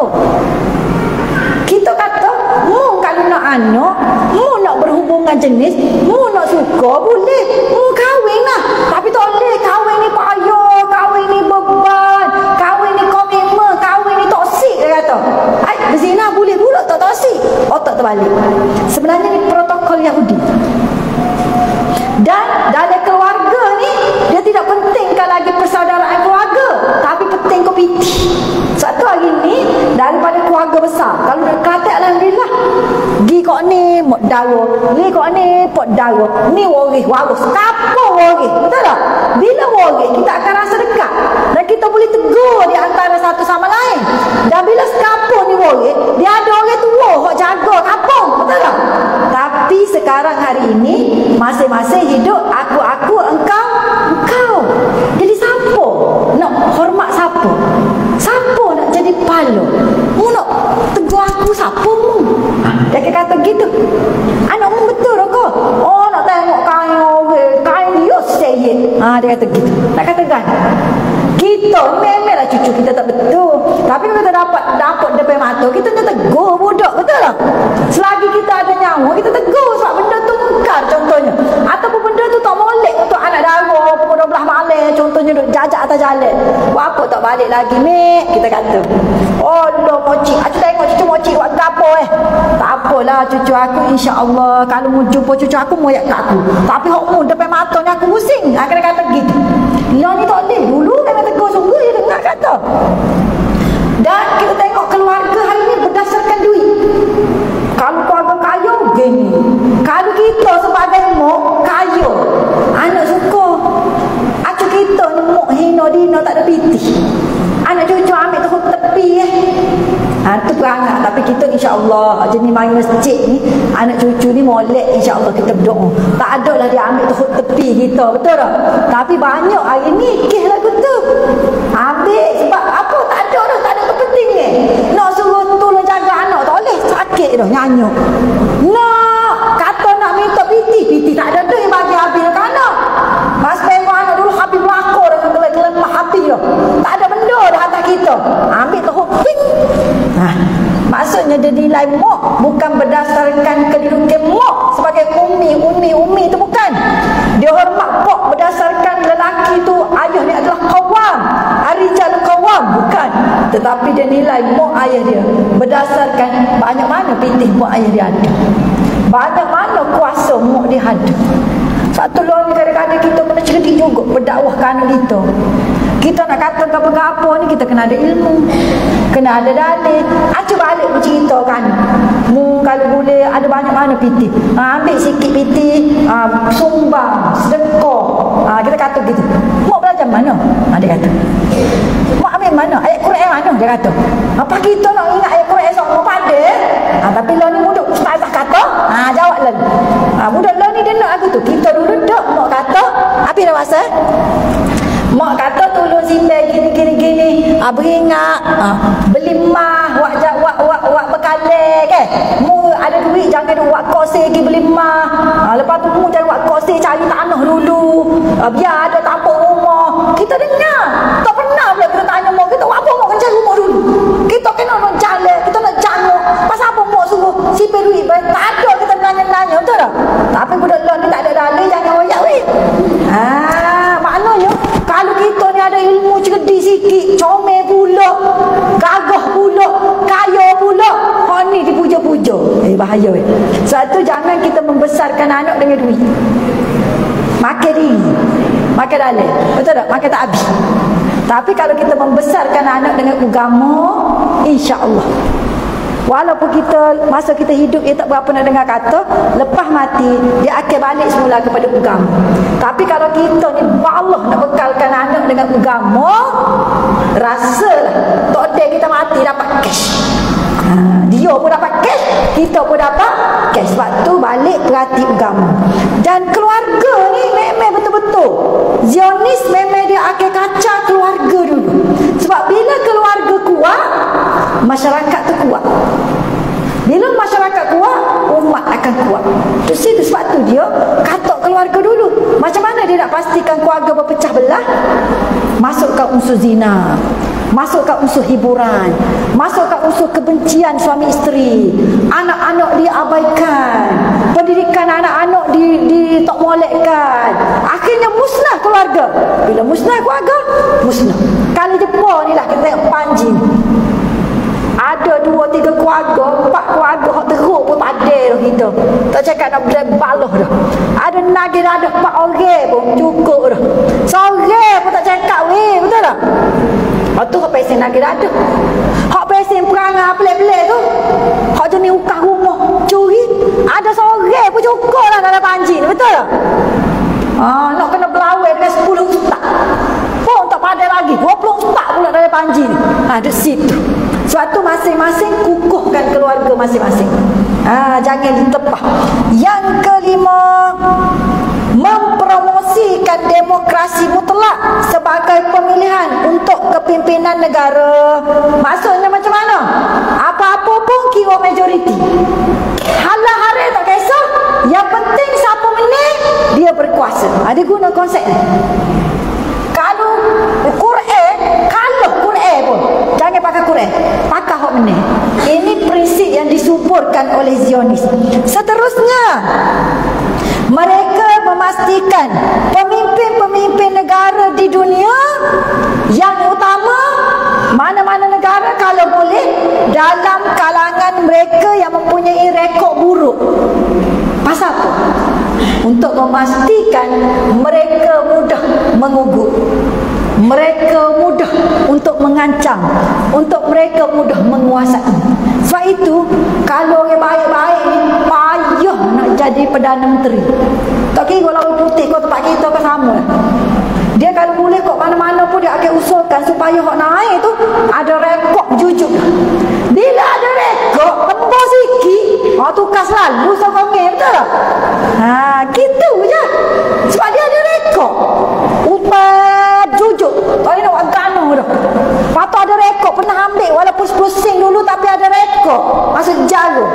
Hak ni lagi dah pegang perah sungguh-sungguh. Sebab apa nak perah? Sebab nak ambil hasil bumi. Itulah. Itu yang berlaku. Seterusnya, menanam iltizam untuk memastikan semua pentadbiran peringkat tertinggi sama ada ekonomi dan lain-lain dikuasai oleh Yahudi. Sebab tu hari ni bila boikot tak tahu nak makan gapo gitu. Sebenarnya boikot ni bukan sekarang Bila Ginilah, puan-puan ingatlah sejak lahir-lahir ni berapa kali dah jumpa dengan boikot bagi-bagi Yahudi. Mana kali ni? Saya ingat masa saya kecil dulu, kita pernah ingat dah dulu. Kita pernah dah buat sokongan ke Palestin. Masa tu Malaysia satu-satunya negara yang menyokong Palestin. Tahun 1990 macam tu ataupun 80 yang mana masa tu Telekom dia buat kita telefon operator. Sedekah dulu, ingat tak? Dia bukan macam zaman loan ni masuk-masuk akaun. Kita kena telefon dia sana sedekah RM10. Kita kena telefon ramai-ramai Telekom buat. Ingat dulu. Masa tu boikot dah. Kalau puan-puan nak tahu, ulama telah menyuruh kita boikot ni sejak daripada tahun 20-an. Sebab apa? 1920-an ni ulama di negara Arab ni suruh kita boikot dah bagi Yahudi ketika itu. Sebab ketika itu Yahudi baru menyusun gerakan dia nak menguasai seluruh dunia. Palestin tak jatuh lagi ketika itu. 20-an tu dah start dah. Sebab Palestin jatuh 48. 20-an yang ulama suruh boikot dah. Dan terbukti masa tu orang tak dengar mana lah sebab pecah belah. Tapi hari ini bila kita boikot, apa berlaku? Boleh pula dia buat turun harga selama ni hak mahal. Betul? Hari tu mahal ke main? Boleh pula turun harga. Lepas tu restoran besar-besar pakat tutup. Kita rasa tak saya tak pergi makan. Bukan ada kesan pun. Ada kesan puan-puan. Kita nak nyumbang tak boleh kepada Masjid Al-Aqsa. Jangan hantar sebarang sumbangan kepada Yahudi. Situ. Hak mana kita boleh tehel, kita tehel lah boikot. Hak mana kita terpaksa guna, kita guna macam Microsoft. Bagaimana? Memang kita hidup dengan dia. Sekurang-kurangnya kita kurangkan hantar duit kepada askar-askar di sana. Macam McDonald tu sosoh lah. Tak payah tempat ajuk lah McDonald tu. Kalau di Kelantan ni Adli banyak. Kalau saya tu pun tak berapa nak McDonald mana dah. Betul tak? Apa lagi? Maggi. Maggi. Budak lah ni kan suka Maggi. Samyang. Cis meleleh. Patut saya ni. Banyaklah kalau produk-produk wanita ni. Tak mati kita. Dan sekarang alhamdulillah ada banyak alternatif. Tapi percayalah, memang boikot ini sangat berjaya. Sebab orang Islam ni ramai seluruh dunia. Cuma sebelum ni kita tak bersatu. Puan-puan, pastikan anak-anak puan menyertai gerakan ini. Palestin ni dia payah nak menang. Tetapi kerana adanya Palestin hari ini, dalam keadaan hari ini, menyebabkan kita ni rasa nak bersatu dan berjuang. Kalau tak ada Palestin, lagi lalai kita. Betul tak? Lagi tak khabar kita. Kelantan dah utuh, kita tak cara Betul tak? Tapi bila ada Palestin, baru buka mata belakang Semalam, suami saya pergi program Jom Subuh di Masjid Muhammadi. Siapa pergi? Ada kat tangan. Masya Allah. Ramah tu macam nak kat semaya Jumaat. Wah budak ramah. Sebab ada sate, ada aiskrim. Minggu lepas pula dia bagi duit dia. Tapi nak bayar anak mopo ni sungguh bawa anak-anak pun semangat. Anak memanglah mula-mula itu ketiga. Tapi masjid Bukit Panji pun saya rasa kena buat. Saya pergi dekat masjid Allah Masya Muhammad dalam kita punya dong juga. Masjid apa tu dekat Bangor tu? Comel tepi jalan tu. Masjid Bangor. Saya tengok budak pergi ngaji malam-malam 300 orang. Saya kata jodoh kau ustaz ni kau nipu aku. Saya pun tengok gambar 300 sungguh budak. Saya kata ini zaman apa ni macam ni. Patut orang putih pun ada dah. Ulama orang putih start kecek pasal Islam. Betul tak? Dan kita dengar ada orang putih kecek pasal Islam. Patut macam-macam lah. Ini zaman kebangkitan. Dalam masa yang sama kita berdepan dengan orang yang berdakwah untuk meruntuhkan Islam. Jadi kalau boleh, kita jangan lari daripada barisan ini. Berjuang sekali. Kalau boleh anak cucu kita suruh mai subuh, mai Alisata ke buat ke? Lepas Alisata pun benarnya masjid buat 20 minit tak laku. Bila artis buat baru kejulangan berlaku. Tak apa lah tu. Hidayah, betul tak? Kerana Alisata pun tak apa. Tapi dapat hidayah. Tapi ya Allah, saya tengok Masjid Muhammadi tu rasa gerung. Saya pergi Turki, ni nak habis Saya pergi Turki sebelum ni. Turki ni adalah negara yang hebat lah. Bekas Khalifah Uthmaniyah. Saya pergi dulu nak jumpa orang semaya tu susah dekat masjid Turki. Tapi saya pergi kemudian dengan YB Ka'lah pada tahun sebelum Covid. Bila waktu semaya nak tahu, anak muda, saya suruh pergi masjid-masjid lain. Masjid Sofia tu dia baru kembalikan. Ni tanda-tanda kebangkitan ni. So ni kan masjid Hagia Sophia tu jadi muzium, betul tak? Sekarang masjid Hagia Sophia dah boleh sembahyang Jumaat. Ni zaman kebangkitan. Kalau ketika ini kita lalai, tak tahulah. Balik semula dah kita ni. Lepas itu saya pergi masjid-masjid hok dalam Turki tu. Hok lah dari mana masjid kan? Saya tengok masa sebelum Covid tu, semaya Zuhur penuh anak muda. Minat ke Islam, semaya Jumaat. Saya pergi Uzbekistan. Tahu tak Uzbekistan? Saya ke macam-macam kada pergi lah. Uzbekistan ni adalah negara Islam yang tempat Imam Bukhari, Ibnu Sina, itu Ibn Rushd lahir di Uzbekistan. Dia campur ada Cina, ada Pakistan. Sebab tu dia jadi bijak, sebab dia campur situ. Saya kisah dulu dia lama dijajah oleh Rusia, Soviet Union. Lepas tu dia baru bebas. Dan dia tengah naik kita, tapi dia kan Eropah, dia jadi gagah lah pada kita kan. Jadi saya pergi waktu maghrib, penuh anak muda. Lepas tu orang dia jenis kalau masuk semaya, dia akan susung selipar macam Jepun. Orang dia jenis pesen tu, dia bekas jajah komunis kan. Lepas tu dia pernah tamadun hebat masa tu. Jadi anak muda dia waktu zuhur kan, tak berapa tak ada orang. Sebab tu dia lepas azan dia akan tunggu berapa minit pokok dia tak macam kita lepas azan tu. Dia tunggu dulu. Dia tunggu sekejap.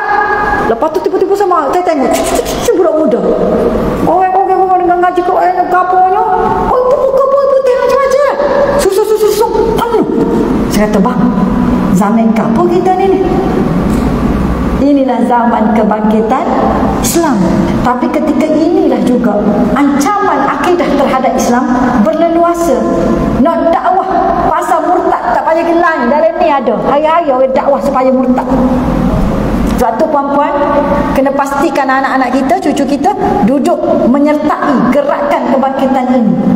Sama ada kita mati syahid ataupun terus membawa kemenangan. Itu adalah niat kita betul-betul. Balik bagi tahu ke anak cucu. InsyaAllah last kali tolonglah amalkan doa ni banyak-banyak. Kita kan lepas masa tahiyat akhir, kita baca apa dia doa tu? Allahumma inna na'udzubika min azabil qabri wa min azabi jahannam wa na'udzubika min fitnatil mahya wal mamat wa na'udzubika min fitnatil masihid dajjal. Kalau tahiyat akhir tu tak ada, masa salih pertama, masa nak pergi salih kedua, masa tu baca, jangan terlepas walaupun satu solat baca. Sebab ini pertahanan kita. Hanya dengan doa Allah akan menjaga keturunan dan zuriat kita. Kita niat gitu je. Ya Allah, ya Tuhan, aku umur ni panjang dah. Aku banyak dah boleh hantar muka bumi ni. Mu bagi macam-macam nikmat. Aku nak doa hari ni, apa aku buat harta hari ni, apa aku wakafkan hari ni, apa amalan baik hari ni, untuk memastikan zuriat aku bersama dengan tentera kamu, ya Allah. Betul situ. Dan kalau boleh, bacalah selawat 1000 kali. Tak payah sampai lah ni pasal YouTube ya. Kita kan nak selawat 1000 kali tukar. Ulai semula. Oh, lupa pula. Allah, berapa ribu tahu dah ni. Baca je lah. Tapi zaman dah ni mudah. Puan-puan pergi kat YouTube, pasal dia tulis itu selawat Jibril 1000 kali. Orang Indonesia banyak buat. Jadi pasal tu, kita sampai duduk dapur pagi tu, pasal je 30 minit siap. Tapi Allah buka rezeki. Ya Allah, ya Tuhanku, tak tahu nak cerita. Allah bagi kemudahan, tak tahu nak cerita. Tetapi kena orang tua ni, dia hebatnya di gap. Orang tua ni hebat di gap. Hebat di amalan. Yang kedua, hebat di pengalaman. Jadi kongsi pengalaman nombor 1. Yang kedua, amalan. Saya kata dok peluk-peluk pun tak beranak dah. Peluk sekadar dia lah. Tapi sama beribadat kau tu penting. Sebab amalan kita ni, bila berat amalan, mulut masing. Bila berat amalan, anak dengar kata. Bila berat amalan, hati kita bercara nak buat baik, mencegah yang mungkar. Satu amalan timbangannya mesti berat. Paling kurang la ilaha illallah, subhanallah, walhamdulillah, wala ilaha illallah, wallahu akbar. Mudah. Tapi itulah kita galik deh. Galik. Patuh ada nyanyi-nyanyi sikit lagi kau lupa. Baca kapur tadi. Wallahu a'lam bisawab. Ada rezeki kita jumpa lagi insya-Allah. Assalamualaikum warahmatullahi wabarakatuh.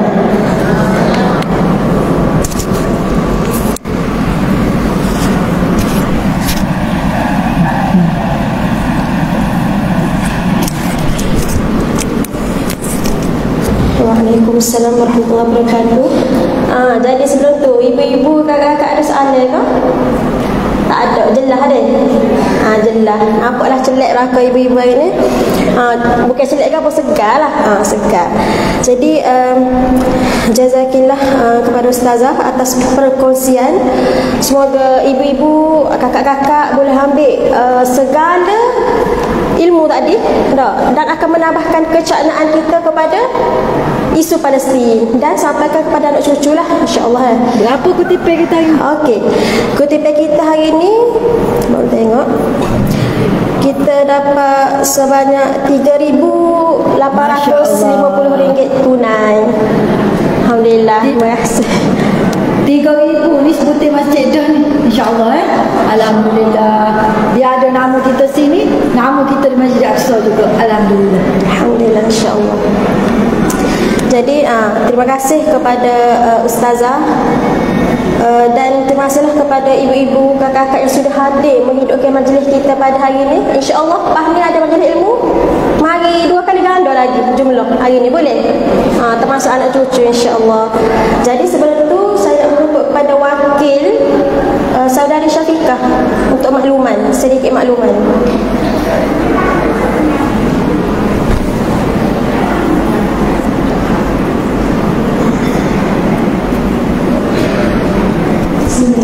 Assalamualaikum warahmatullahi wabarakatuh. Masa sikit saya ada maklumat sikit. InsyaAllah saya dengan Ustazah Amir dan saya itu kita dapat hadir ni dari Amir Jawatan Mumbagada terpilih dan sebagai sukarelawan sebagai peserta hidup Penan bulan Mac nanti, insyaAllah. Dalam masa yang sama saya nak minta muslimat semula minta tak banyak pun sikit dana untuk saya untuk ke Lebanon nanti lah, untuk sumbangan ke sana. Ada 20 keluarga kat sana untuk kita salurkan insyaAllah kat sana nanti. Kalau nak bagi sumbangan tu ada sumbangan kat batu ada kat luar tu, ada kerusi. Okay, terima kasih.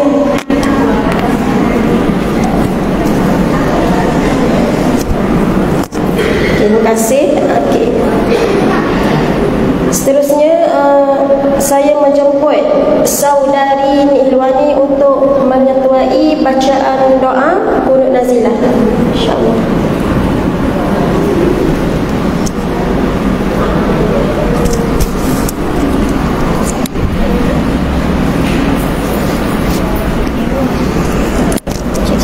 Datang di sini.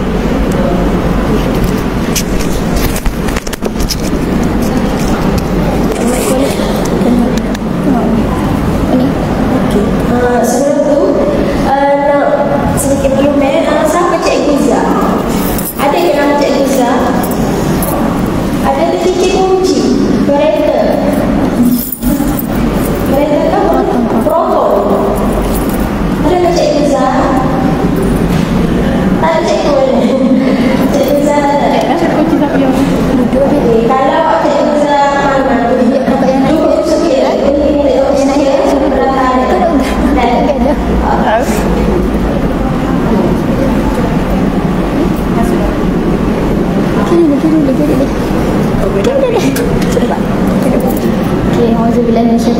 InsyaAllah kita hari ini sama-sama bacakan doa Qunut Nazilah.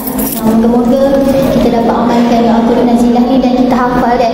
Kalau boleh sebelum ini memang penting sangat untuk kita beramal dengan doa Qunut Nazilah. Moga-moga dengan sedikit doa kita ni mampu sampai kepada saudara kita di Palestin sana, insyaAllah.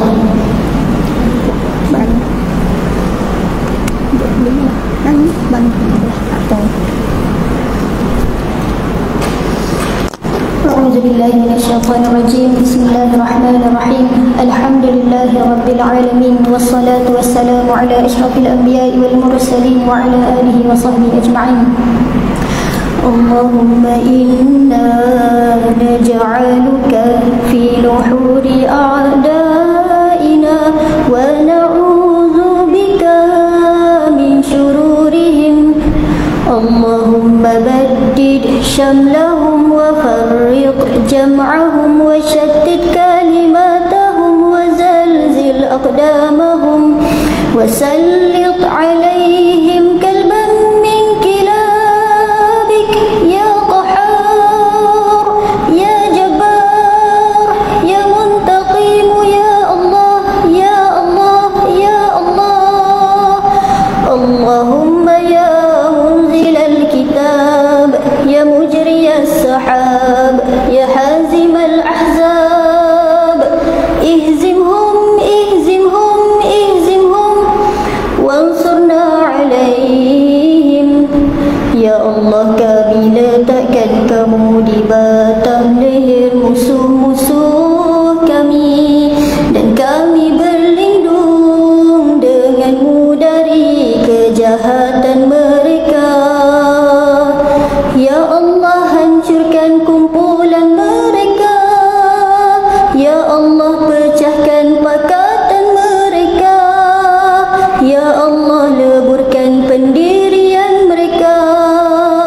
Ya Allah, musnahkan langkah mereka. Cengkamkan anjing-anjingmu kepada mereka. Ya Allah yang maha perkasa, Ya Allah yang maha memaksa, Ya Allah yang maha membalas. Ya Allah, Ya Allah, Ya Allah yang turunkan kitab, yang gerakkan awan, yang tewaskan tentera Ahzab.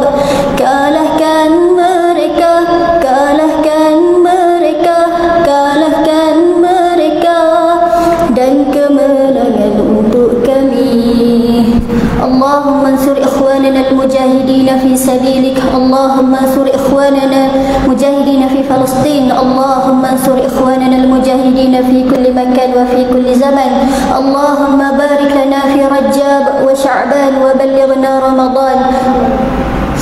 ربنا اغفر لنا وارحمنا وتب علينا. ربنا آتنا في الدنيا حسنة وفي الآخرة حسنة وقنا عذاب النار. وصلى الله على سيدنا محمد وعلى آله وصحبه وسلم. سبحان ربك رب العزة عما يصفون وسلام على المرسلين والحمد لله رب العالمين.